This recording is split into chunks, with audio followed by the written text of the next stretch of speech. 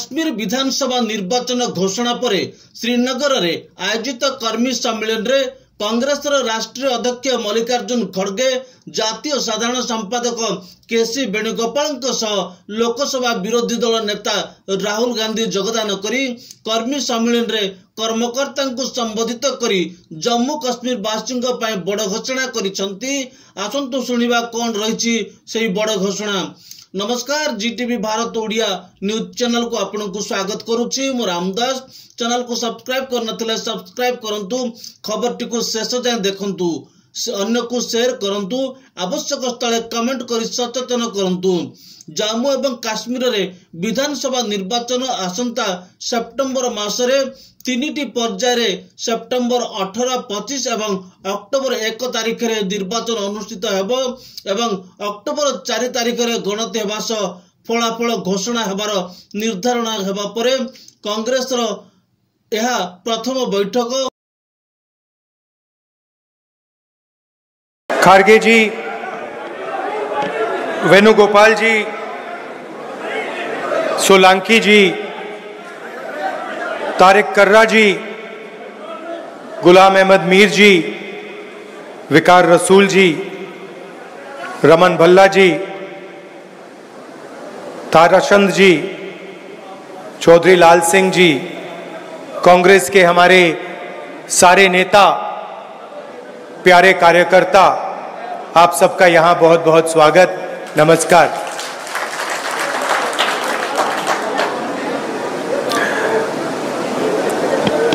चार स्टेट्स के चुनाव हैं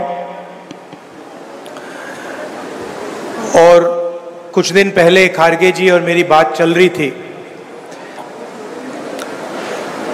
चुनाव के बारे में, तो हमने मिलकर डिसीजन लिया कि हम दोनों को सबसे पहले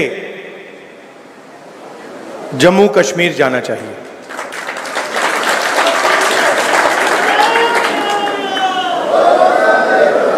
चुनाव के कारण, सिर्फ चुनाव के कारण नहीं, मगर क्योंकि हम जम्मू कश्मीर के लोगों को और देश के लोगों को एक मैसेज देना चाहते हैं।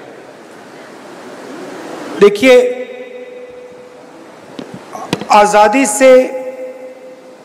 आजादी के बाद पहली बार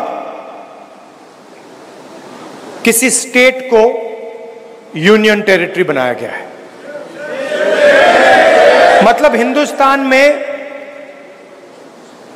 स्टेट्स को डिवाइड कर दिया गया। उत्तराखंड बना,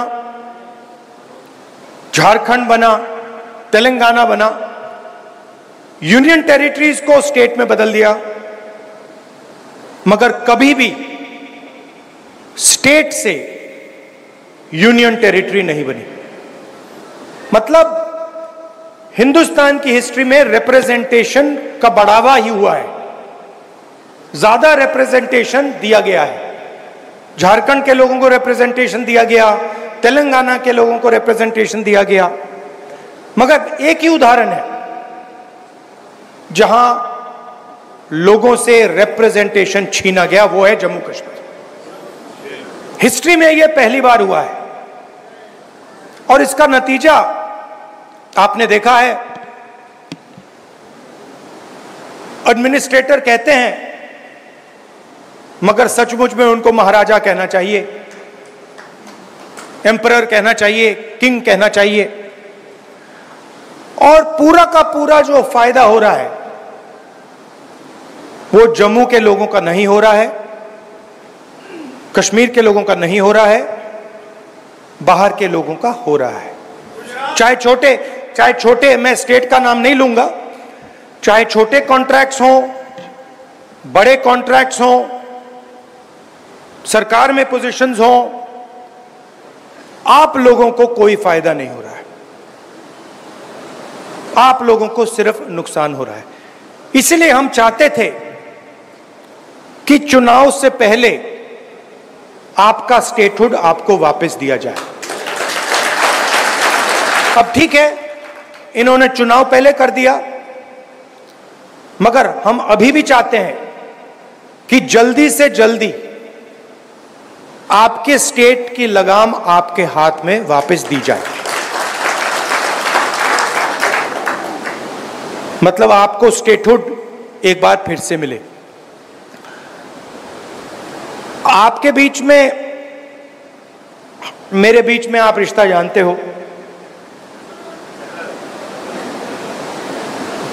ये राजनीतिक रिश्ता नहीं है, जैसे मैंने कहा मोहब्बत का रिश्ता है, पारिवारिक रिश्ता है। मेरा परिवार आपके स्टेट से ही आता है।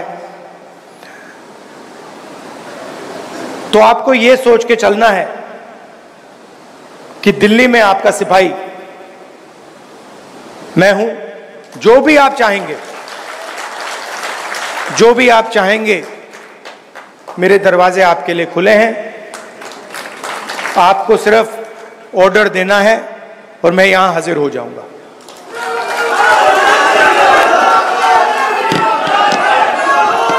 देखिए, शायद रमन भल्ला जी ने कहा, ठहर जाइए मैडम, खत्म करने दीजिए। अभी नहीं मैडम, बाद में कर लेना, डिस्टर्ब मत कीजिए। रमन भल्ला जी ने कहा, उन्होंने कहा कि देखिए मैं कांग्रेस पार्टी का सिपाही हूं। रमन भल्ला जी, आप सिपाही नहीं हैं, आप कांग्रेस पार्टी के जनरल हैं। और आप जैसे अलग अलग जनरल खड़े हुए हैं यहां पे। सिपाही तो ये है, कार्यकर्ता। और मैं चाहता हूं कि जनरल की भी रिस्पेक्ट हो और सिपाही की भी रिस्पेक्ट हो। गठबंधन हो रहा है, मैं चाहता हूं कि जो भी गठबंधन हो उससे हमारे कार्यकर्ताओं को, सिपाहियों को और हमारे कमांडर्स को रिस्पेक्ट मिले, इज्जत मिले। आप लोग हमारे लड़ते हो और ये विचारधारा की लड़ाई है। कांग्रेस पार्टी की विचारधारा और आरएसएस की विचारधारा के बीच में लड़ाई है।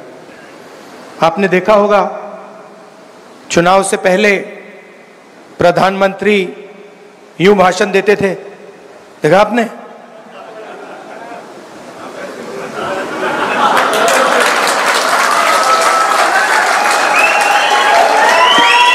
मैं आपको बता रहा हूं, आप गलत फहमी में मत हो। कांग्रेस पार्टी के कार्यकर्ता ने, मैं बता रहा हूं आपको, कांग्रेस पार्टी ने के कार्यकर्ता ने हिंदुस्तान के प्रधानमंत्री से कॉन्स्टिट्यूशन पर ऐसे ये करवा दिया। ये आपकी देन है, आपका काम है। और मैं तो पार्लियामेंट में बैठता हूं, मुझे तो बिल्कुल सामने दिखते हैं। मैं आपको बता रहा हूं कि आपने हिंदुस्तान के प्रधानमंत्री की जो कॉन्फिडेंस थी उसको खत्म कर दिया, उड़ा दिया। मतलब कांग्रेस के कार्यकर्ता ने उनको इतना साइकोलॉजिकल टेंशन दिया कि उनकी साइकोलॉजी कोलैप्स कर गई। और वो जो प्रधानमंत्री थे,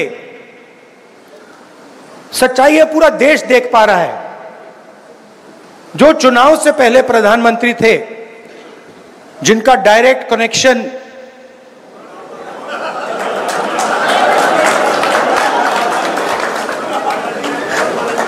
कनेक्शन जिनका ऊपर था, वो प्रधानमंत्री नहीं रहे।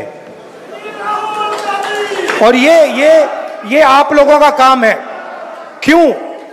क्योंकि कठिनाई के समय, जब कठिनाई थी, जब आपकी विचारधारा पर आक्रमण हो रहा था, तो आप लोग कांग्रेस पार्टी का झंडा लिए घूम रहे थे।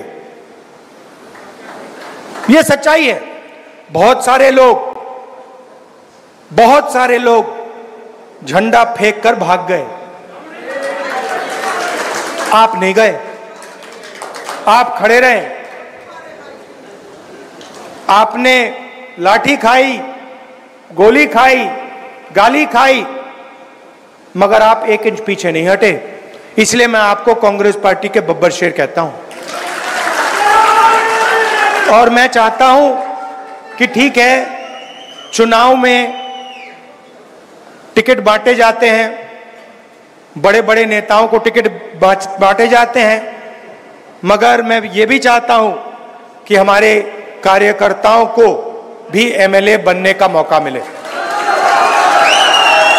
तो कर्रा साहब, वेणुगोपाल जी, मीर साहब, मैं आपसे कहना चाहता हूं कि मैं उदाहरण देखना चाहता हूं जहां जमीनी कार्यकर्ताओं को एमएलए का टिकट दिया गया और वो विधानसभा तक पहुंचा।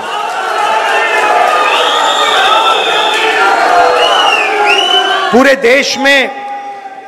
देश में बीजेपी के विचारधारा ने बेरोजगारी फैला दी है। आपको फर्स्ट हैंड दिख रहा है, जम्मू में भी बेरोजगारी फैलती जा रही है, महंगाई बढ़ती जा रही है। पूरे देश में हम इनसे लड़ रहे हैं। जहां भी आप नोटिस कीजिए, चुनाव के बाद जहां भी ये कोई बदमाशी करने की कोशिश करते हैं,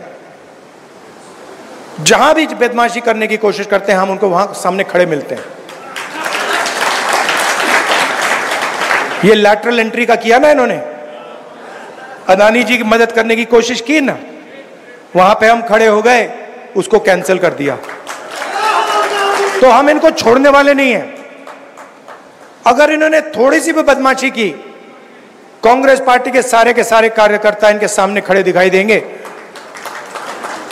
और जो गलत बिल एक पास करने की कोशिश करेंगे, उस बिल को हम रद्द करवा देंगे। हम ऑपोजिशन में बैठे हैं, मगर सरकार को कांग्रेस पार्टी का कार्यकर्ता चलाएगा। आप सबका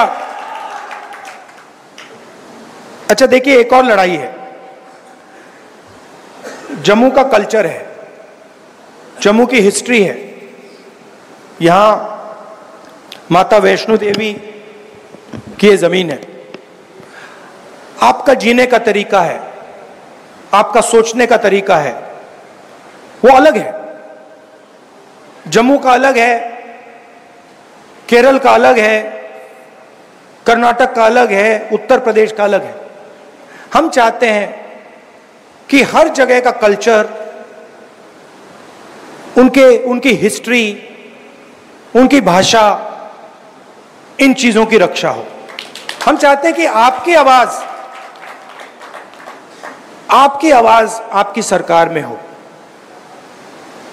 और जो आप चाहते हैं जम्मू कश्मीर के लिए, जो आप चाहते हैं, जो आपके दिल में है, वो हो। अब बीजेपी की दूसरी सोच है, वो पूरे देश को नागपुर से चलाना चाहते हैं। वो सोचते हैं कि रिमोट कंट्रोल से पूरा देश चले, चाहे जम्मू कश्मीर हो, चाहे महाराष्ट्र हो। भैया, ये जो आप शिकायत दे रहे हो ना कि बाहर के लोग पूरा का पूरा फायदा उठा रहे हैं, आप महाराष्ट्र जाइए, वहां पूछिए, वो भी आपको यही कहेंगे कि भैया महाराष्ट्र में भी बाहर के लोग फायदा उठा रहे हैं। तो ये सिर्फ आपके यहां नहीं हो रहा है, ये इनकी सोच है, सेंट्रलाइज करने की सोच है। हमारी सोच डिसेंट्रलाइज करने की है। हम चाहते हैं कि पंचायती राज हो, मनरेगा हो, पंचायतों में आपके डिसीजन लिए जाएं, विधानसभा में आपके डिसीजन लिए जाएं, लोकसभा में आपकी आवाज पहुंचे। कभी कभी हमारी पार्टी में प्रॉब्लम हो जाती है, मैं खुल के बोल रहा हूं, कभी कभी कॉन्ट्रडिक्शन हो जाता है। कोई हमारा आदमी कहता है नहीं भाई मैं तो महाराष्ट्र की बात करूंगा, और पार्टी में टेंशन होती है, हम कहते हैं नहीं तुम बोलो, तुम्हें करना है, तुम खुल के बोलो, तुम्हें अपना मुद्दा उठाना है, हम मैनेज करेंगे। तो हम किसी की आवाज दबाने की कोशिश नहीं करते हैं। और मीडिया में हमारा नुकसान भी होता है। कभी कभी लोग कहते हैं देखिए कांग्रेस पार्टी में अलग अलग विचारधाराएं हैं, अलग अलग विचारधारा हैं, क्योंकि हम पूरे देश को चलाते हैं और हम चाहते हैं कि देश के लोगों की आवाज, अलग अलग भाषाएं, अलग अलग जात, ये सब सुनाई दे। तो मैं ये आपसे कहना चाहता हूं, हम स्टेटहुड चाहते हैं। हम चाहते हैं कि जो आपके दिल में है, जिस प्रकार से आप अपने स्टेट को चलाना चाहते हो, उसी प्रकार से आप चलाओ। इसीलिए हम ये मैसेज देने आए। दिल से आपका धन्यवाद करना चाहता हूं। आप कांग्रेस पार्टी के कार्यकर्ताओं ने, शायद आप भी नहीं समझ सकते कि आपने किया क्या। मैं यहां से देख रहा हूं और मैं कह रहा हूं कि कांग्रेस पार्टी के कार्यकर्ता ने हिंदुस्तान के लोकतंत्र को बचाया है, डेमोक्रेसी को बचाया है। अभी एक दो और कदम लेने हैं, वो आप ले लोगे, मगर आपने इस चुनाव में कॉन्स्टिट्यूशन को और हिंदुस्तान के लोकतंत्र को बचाया है। इसके लिए मैं आप सबको दिल से बधाई देना चाहता हूं। धन्यवाद। खबर को शेष जाए देखि आपन को धन्यवाद। पुणी देखा अन्य एक खबर रे, से समय पर्यंत विदाय नौची। नमस्कार।